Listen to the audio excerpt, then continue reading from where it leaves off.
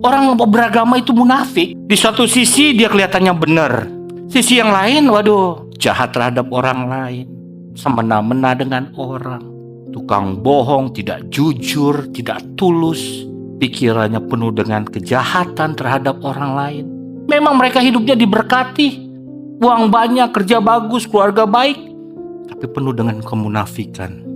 Saudara ada di sini itu, saudara ini umat tebusan Tuhan, mau dibentuk Tuhan untuk menjadi seperti Dia, seperti Kristus, penebus, seperti Bapa.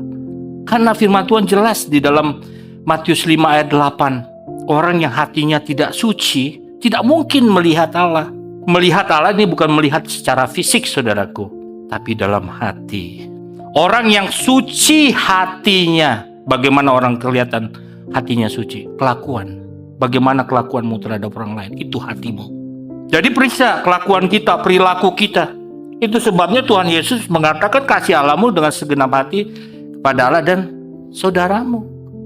Sama kesatuan. Nggak mungkin orang mengasihi Allah tapi jahat terhadap orang lain, jahat terhadap sesamanya. Setiap gerak langkah, pikiran, tindakan, sikap kita itu, ya memang saudara nggak berzina, tidak mencuri, tidak merampok, saudara tidak melakukan pelanggaran moral umum, tetapi gerak langkah hati, pikiran kita ada kejahatan, itu diperhatikan Tuhan. Itu meleset, hamartia. Segala pikiran perasaan kita ya yang tidak sesuai dengan pikiran perasaan Allah, itulah dosa. Jadi hati-hati, saudara harus jaga kelakuan, perbuatan, tindakan. Jangan sampai saudara nanti menyesal, karena ada kan banyak orang Kristen yang suatu hari pasti akan sangat menyesal karena nggak mau bertobat, nggak mau berubah, nggak mau hidup dalam kesucian Allah. Ngeri sekali, saudaraku. Selama kita hidup di bumi ini, seakan-akan kita sudah melayani Tuhan, kita sudah beribadah kepada Tuhan, kita memuji Tuhan, kita bahkan mendukung pekerjaan Tuhan. Tetapi begitu kita mati, Tuhan bilang, aku tidak kenal kamu. Mengerikan, saudaraku. Karena Allah menghendaki kesucian itu, dan Allah sangat menghormati orang yang hidup dalam kesucian itu. Jadi kalau saudara, biarpun saudara orang percaya, orang Kristen, saudara ngaku percaya Yesus lah, juru selamat lah, ya, dan saudara sudah melihat bukti-bukti dalam hidupmu, kamu diberkati, ada mujizat.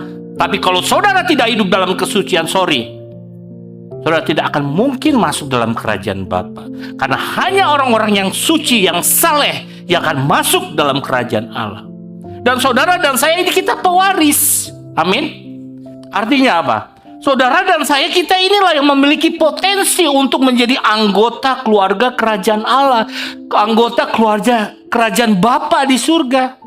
Nah, kalau saudara hidup semau-maunya, saudara ya berbuat dosa, berbuat jahat, berbuat kesalahan, Tuhan nggak lihat kok, nggak apa-apa. Ya, Tuhan juga tahu kita, Tuhan tahu hati kita. Jangan, saudara, mengerikan. Jangan sampai nanti kita dimuntahkan Tuhan. Tuhan bilang, aku tidak kenal kamu. Iya, makanya jangan hidup dalam hanya hukum. Ibrani 7 ayat 19. Hukum Taurat itu tidak membuat orang menjadi sempurna. Tidak mungkin. Saudara mau sebagus apapun hidup dalam hukum Taurat, dalam peraturan-peraturan hukum keberagamaanmu, gak akan mencapai kesempurnaan. Sedangkan Allah menghendaki bahwa orang percaya itu menjadi sempurna, hidup dalam kesucian yang permanen. Taurat tidak bisa membuat saudara jadi sempurna, nggak bisa hidup dalam kesucian. Jadi jangan sombong, saudara hidup dalam hukum. Oh, aku sudah buat ini kok, aku sudah buat ini, aku sudah melakukan ini, aku sudah melakukan. Saudara merasa, oh sudah berkenan. Saudara ada licik-liciknya. Coba perhatiin. Ada ketidakjujuran dalam hatimu. Ada mulut-mulutmu yang sembarangan kamu kata-kata. Lihat, orang beragama, itu masalah kecil. Yang penting aku tidak melanggar hukum moral umum. Itu agamawi. Orang beragama pada umumnya seperti itu, saudaraku. Kita ada di gereja, waduh, piring jatuh, oh iya, kita tolong. Itu kalau di dalam gereja. Coba kalau di gereja, piring senggol, sialan lu ya, lu jatuhin piring gua lu. Itu di luar. Di sini mah sama orang lain, sama saudaranya. Wow, kalau di gereja, kalau di dalam komunitas gereja. Iya. Jadi saya bukan hanya ngomongin orang yang gereja di luar, saudara. Nah, di sini juga ada. Amin. Ada gak? Karena saya suka dapat segelintiran berita di luar, saudara. Aduh, ini jadi beban saya loh. Berat, semakin berat. Aduh Tuhan. Iya. Berarti saya belum berhasil ya membawa jemaat Tuhan, umat Tuhan itu kepada perubahan seperti yang Allah kehendaki. Saudara harus ingat ya, Allah menghendaki kesucian yang permanen.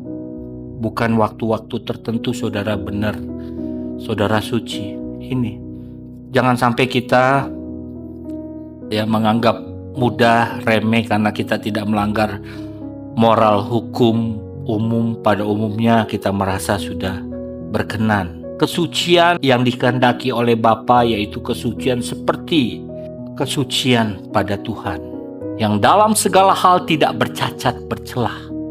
Ini perjuangan yang paling sulit, paling berat dalam pelayanan, saudaraku. Kalau doain orang mati, menikahkan orang, membaptis, jadi member gereja, itu mudah, saudara. Tapi bagaimana kalau kita melayani Tuhan dengan hidup tidak bercacat bercela di hadapan Tuhan? Waduh, ini taruhannya segenap hidup. Artinya kita harus memperhatikan setiap langkah perilaku yang kita lakukan dalam kita menjalankan hidup.